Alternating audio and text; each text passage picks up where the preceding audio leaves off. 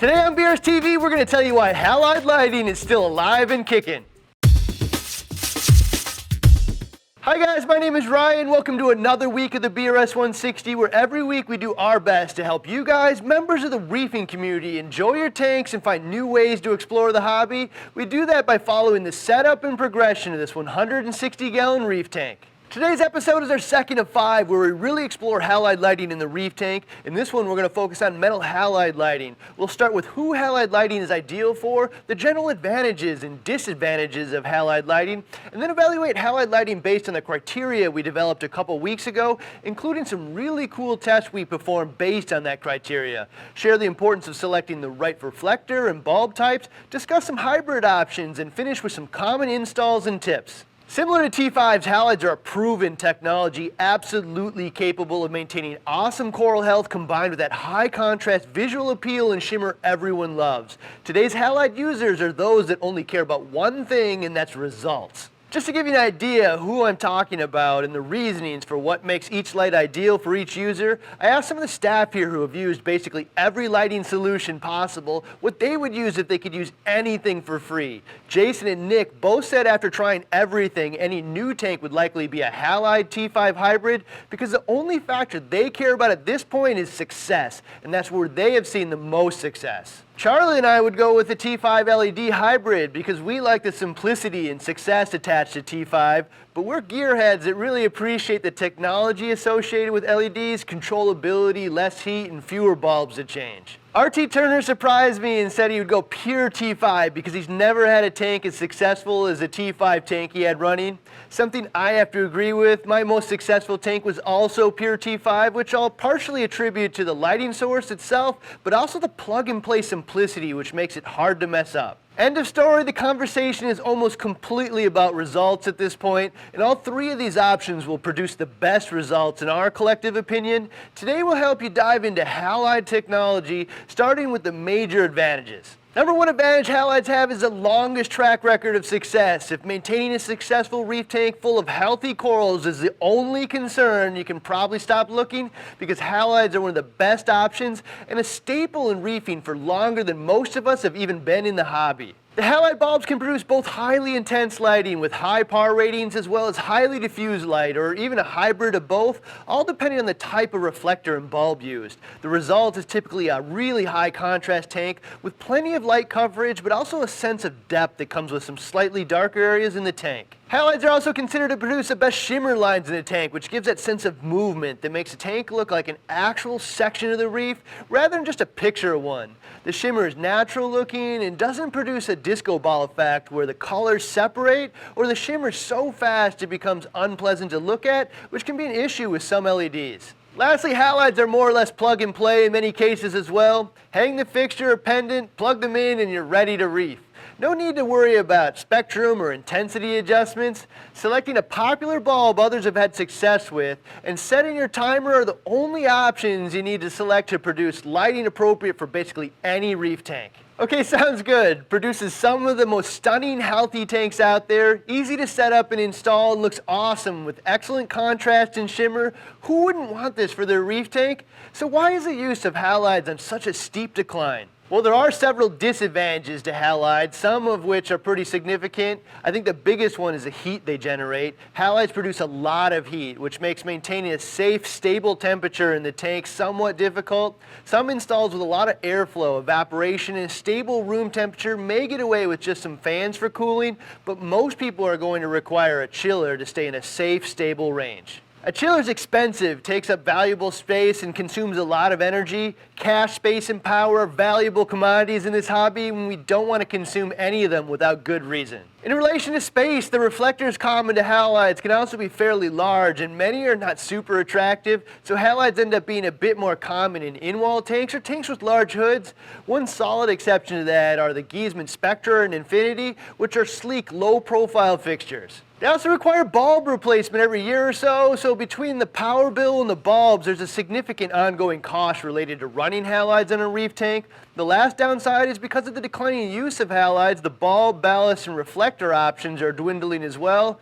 In fact, a staple in the industry, XM just announced that they're going to stop producing bulbs. If you're running halides, love them, and plan on using them for years to come, my advice is to stock up on your favorite bulb, especially if it's unique in the marketplace like the Radium or Phoenix. After listening to the downside to halides, most of you just checked out and wouldn't consider them, and I guess I'd understand why. But the one thing I want to make sure that we always keep in mind when selecting a lighting option for the reef tank is first and foremost, the lighting option we select needs to be capable of supporting a thriving reef tank where the corals not only survive but thrive. Halides do this, and it's something we can be absolutely certain will work. As I mentioned last week, the Halide T5 Hybrid is the gold standard of reefing. Everything we're doing today is about using technology to emulate that success while eliminating or at least limiting the disadvantages. I'd say while we've come a long way with technology, nothing has completely replaced all the advantages of the Halide T5 Hybrid from the sole perspective of life support and producing a thriving reef tank. With all that understood, let's move on to evaluating halide light in general based on the criteria we developed, starting with the ability to provide adequate life support to the tank, which is intensity and PAR, diffuse light, and spectrum. Halide scored a solid 9.6 in this regard. With the right reflector and bulb wattages, you can get basically as much PAR and intensity as you'd ever want for any tank. Wattage plays an obvious role in this, with 250 watt bulbs being the most popular, especially in hybrid installs, and 400 watt bulbs for those of you looking for maximum PAR. Reflectors also play a huge role. A large reflector like the Cosmel from Hamilton will spread the light over a large area, which will also be less intense. The Bimini Sun is much smaller and focuses the light, so the PAR or intensity will be much stronger in the center. Bulb type will also play a role in intensity, with the double-ended bulbs typically resulting in more efficient use of the reflector, focus beam, and the smaller form factor allows for really small reflectors like the Bimini Sun. One thing I can tell you for sure is halides can produce enough intensity and PAR for basically every standard size tank. Even at 18 inches deep, the Cayman Sun with a double-ended 14K Giesman bulb was producing close to 300 PAR at the center. We also gave halide lighting a 9 out of 10 on diffuse lighting. While halides are not exactly as good as T5s in this regard, with a solid reflector that can be pretty darn close. At first glance, it would seem like halide lighting is a strong single point of light. It wouldn't be very diffused, and that'd be true without the reflector. However, with the right reflector, halides can be a very diffuse light source with a very even spread pattern. When I say diffuse, we have to look at more than just the bottom of the tank. In an ideal world, we're looking for a nice even illumination throughout the entire tank that avoids hot spots, which corals either tend to grow away from or towards and result in undesirable odd-shaped corals. The Cosmel reflector is the widest angle we sell and produces the most even results. Even at a depth of 6 inches, we're only seeing a variance of 150 PAR in the center 18 inches of the tank. And at 18 inches deep, there's almost no variance in PAR and an incredibly even PAR intensity. In addition to that, we also want to see something a bit closer to the real-world shadowing effects in a reef tank, so we use one of the features from our UPR Tech spectrometer to show us how the light actually hits this reef insert from living color. You can see the Cosmel reflector is evenly illuminating almost the entire structure with very few shadowing effects. This ultra even illumination is going to provide very natural growth patterns and even illumination over the coral's entire surface. Even the much more focused Bimini Sun does a decent job of illuminating most of the surface. We also gave halides a 10 out of 10 in regards to spectrum. There are a ton of halide bulbs out there which have a decade-plus record of success. Providing the right spectrum for corals with halides just isn't an issue. Most of the popular bulbs out there have huge smooth peaks in the blue range, which is commonly believed to be the most critical range for photosynthesis in corals. Some have red peaks, which is also in that photosynthetic range, as well as some green, which typically balances out the light for visual appeal. As far as visual appeal goes, we rated halide lighting as a standalone solution as 6, which is largely bogged down by the lack of controllability, but we'll start with the color contrast and shimmer, which we ranked at a solid 9. I think the halides provide one of the best balances of even lighting distribution combined with a contrasty look, because it does leave some dark areas in the tank for a visually interesting display. We already discussed how halides provide the most natural shimmer in the tank. The only component we docked here was color. While there are many bulb options which look awesome, many reefers feel it's often missing that final bit of pop or balance. This is part of the reason why T5 Halide hybrids are so popular. We can supplement the Halide's color offering with the T5s to create whatever it is we personally find visually appealing. It seems we all have a different idea what the perfect shade of blue is. For external appeal, we gave halides an 8, but that really depends on your installation solution. Some of the individual reflectors are probably closer to a 6, but on the other end, I think these Gizman fixtures are an easy 10. They just look super sharp. For controllability, I have to give halides a 1 out of 10 because basically the only thing you can do is turn them on or off using a timer of some sort. No color adjustments, dimming, clouds, lightning storms, or phone app. Just plug them in and let them turn on. Well, that might seem kind of boring. That type of plug and play function with something that just works is part of the reason so many reefers have had success with halides. Just because you have the ability to change something doesn't mean you're going to change it for the better, and what looks visually cool might not be healthy for the corals. For instance, LEDs are almost certainly going to get a 10 out of 10 for controllability because they do give you full control over spectrum, maximum intensity, variable intensity, and weather patterns. However, if we're being honest with ourselves, how many of you know what the right spectrum and intensity for your corals is? Do you know how much par is 50, 100, or 20%? Do you even know what your par goals are or have a way to measure it? Sometimes successful results are easier when you remove options rather than add them, especially when it isn't completely understood what the goal is. So while the complete lack of controllability in the 1 out of 10 here might seem like a negative, to some degree that really depends on your vantage point. Last component of our rating matrix is price. In this case, I have to give halides a 5 at best. The fixtures and pendants range in price from one of the most affordable solutions to more high-end. However, if you need to buy a chiller as well, the price just got significantly more expensive. The ongoing cost of bulbs and power consumption for the lighting and chiller likely make halides one of the more expensive options from a 5-year operating standpoint. So overall, as a standalone solution, metal halide lighting gets a 6.8 in our book, which is a full point lower than the 7.8 we gave T5 lighting last week. There's room for your own judgment call on some of these elements in your own tank, so feel free to do that during your own evaluation. But in terms of the ability to support life, aesthetic appeal in and out of the tank, and overall cost of 5-year ownership, I think the 6.8 for halides and 7.8 for T5s is absolutely in the ballpark. Reefers looking to use halides and inch up closer to a 10 rating are going to install a hybrid solution which includes T5s, which will increase color options, supplement spectrum, and add some controllability with the ability to turn off T5s at different times or even dimmable options. I mentioned earlier that the Halide T5 Hybrid is the gold standard of reefing and what we're trying to emulate today with LEDs and other lighting options.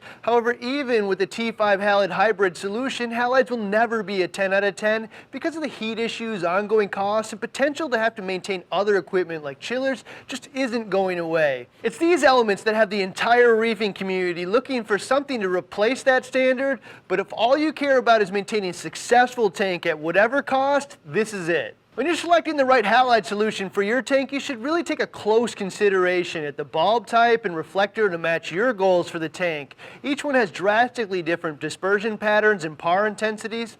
Generally speaking, double-ended bulbs provide a more predictable, uniform pattern with higher par in the center because of the more precise placement of the lighting element within the bulb. Single-ended bulbs typically have larger reflectors with more dispersed par intensities and a smoother drop-off, but the lighting element isn't always placed in the ideal spot within the reflector, so the par patterns are often not as uniform. We tested 4 reflectors for you from Hamilton with the Cosmel, single-ended Cayman, double-ended Cayman, and Bimini to give you an idea of what you're getting with each.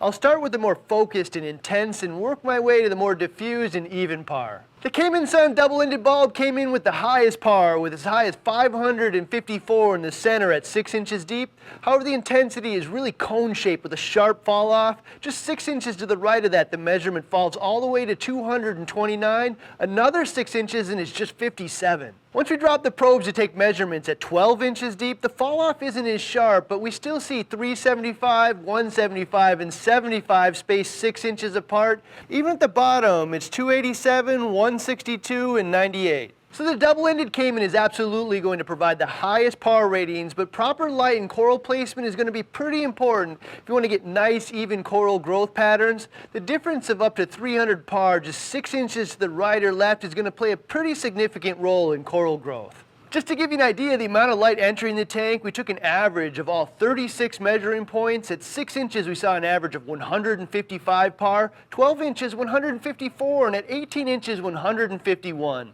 So you can see as long as the water is fairly clean, we aren't actually losing a lot of light as the water penetrates deeper into the tank. With this reflector, it's actually just getting spread out in a different pattern. Next was the Bimini, which is also a double-ended bulb reflector. This thing is tiny and probably the most attractive halide-only reflector if you're going to hang it above your tank with no hood.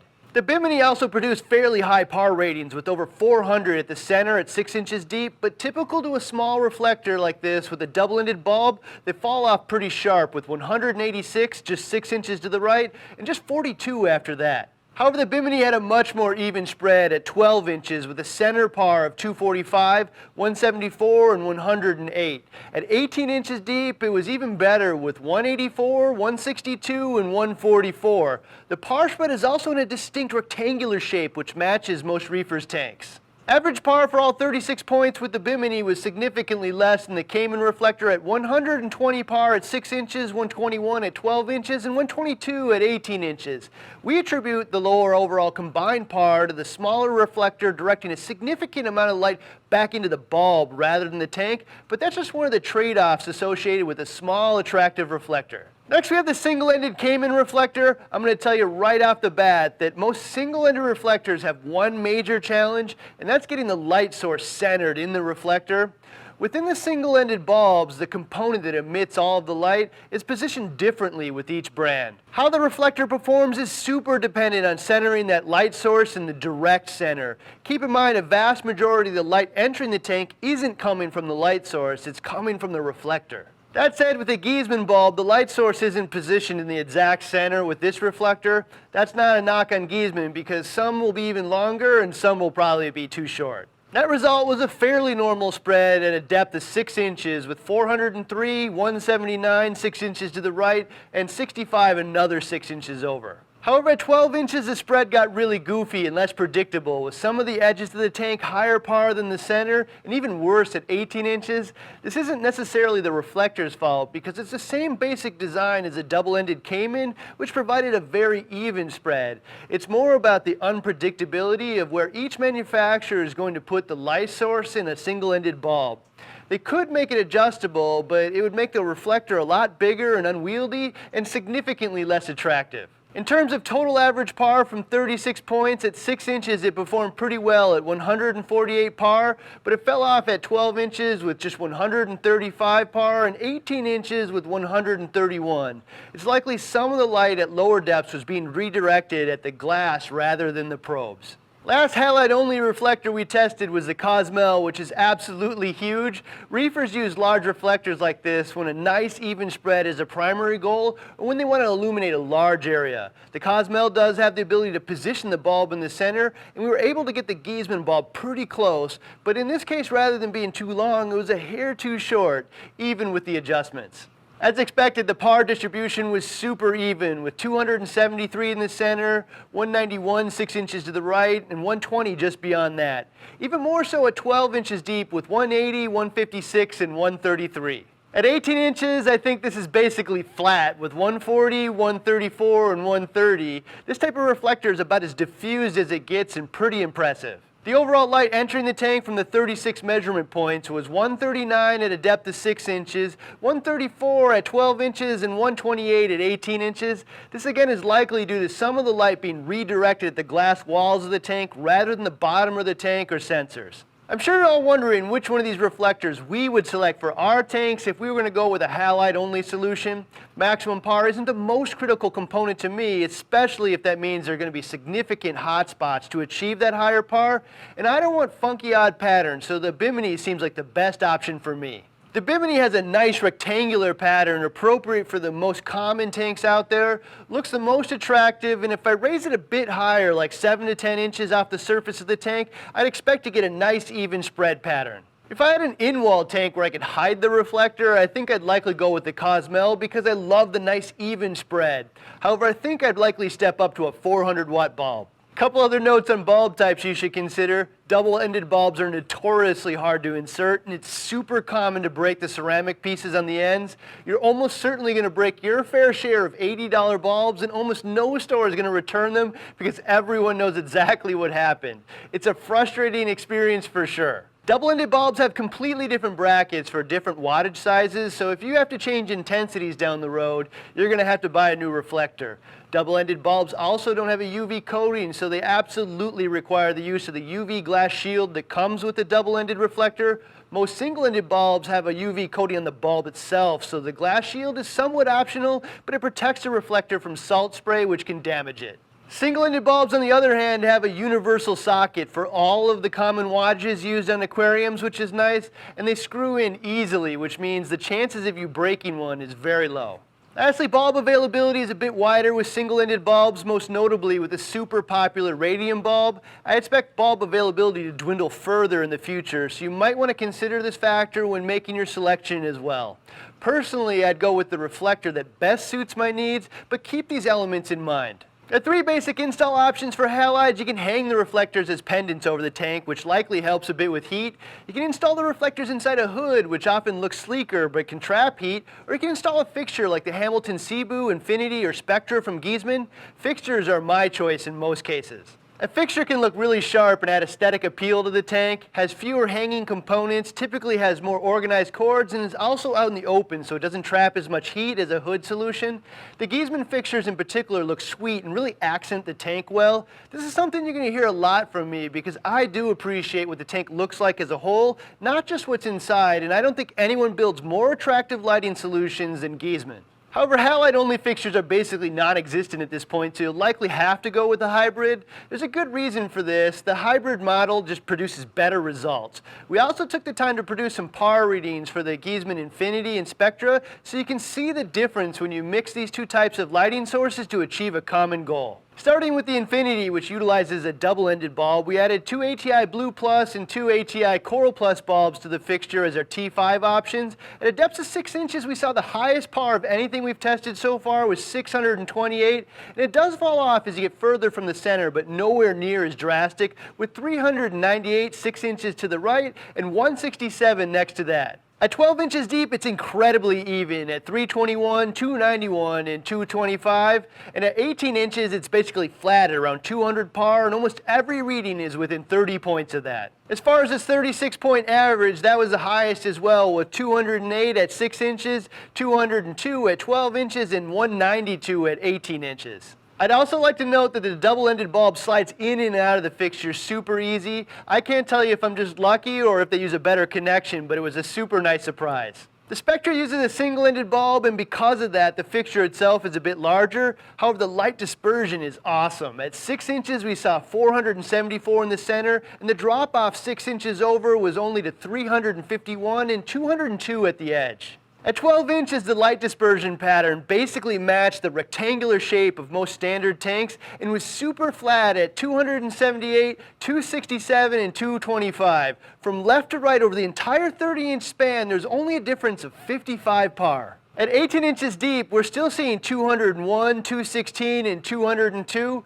The 36-point average was 195, 192, and 183 at 6, 12, and 18 inches deep. When we look at the lux intensity maps for the Infinity and Spectra, you can see the light is hitting almost every surface of the living color coral aquascape evenly and providing a significant amount of upwelling light that illuminates the underside of the coral structure and reflecting a significant amount of lux back at the meter. End of the day, both of these are really awesome light fixtures. They're not inexpensive, but if I was looking to implement a Halide T5 Hybrid fixture, this is probably what I would buy. Just for reference point, we installed this 6-foot Infinity on the BRS-160, so you can get a real feeling for how nice it looks on the inside and outside of the tank. Couple of operational notes on halides you should consider. Don't ever touch the bulbs because the oils on your skin can create hot spots on the bulb surface and it can explode. So make sure to use a cloth or paper towel when inserting the bulbs. There used to be a lot to share on halide ballasts, but the options have dwindled over the years and basically no one uses magnetic ballasts these days, and the electronic ones like the Lux Core will fire up basically any bulb common to the aquarium industry. I'd note that none of the reflectors or fixtures come with halide ballasts, so you'll have to buy them separately, and sadly everyone has not decided on the perfect cord option, so don't get too angry when you find out you have to cut the cord on your ballast to install the adapter. Fixtures like the Giesemann typically come with the adapter. If you do install a chiller, there are 3 important elements. Get one that's quiet. You don't want to hear an air conditioner going off in your living room. If you do install it inside your stand, you'll have to vent the hot air out of the stand for it to work properly. And lastly, get the right size to begin with. We only stock the JBJ brand of chiller here because it's the only one I'd personally use and commonly available. They're the quietest I've come across, and they have a very useful calculator which takes in a ton of factors to make sure you get the right size for your tank, and don't waste money buying 2 when you find out the first one ended up being too small. That wraps up halides, and I hope we achieved our goal and showed you why we shouldn't count out halides just yet, considering all of the historical successes everyone's had and the fact that many reefers are going back. Next week we're talking LEDs, and I have so much I want to share on LEDs. I think it's going to be one of the best episodes to date, so hit that subscribe button. If you think information like this is valuable and like what we do here each week, don't forget to give us a quick thumbs up because it means a lot to us. See you next week with episode 21 of the BRS 160 LED lighting.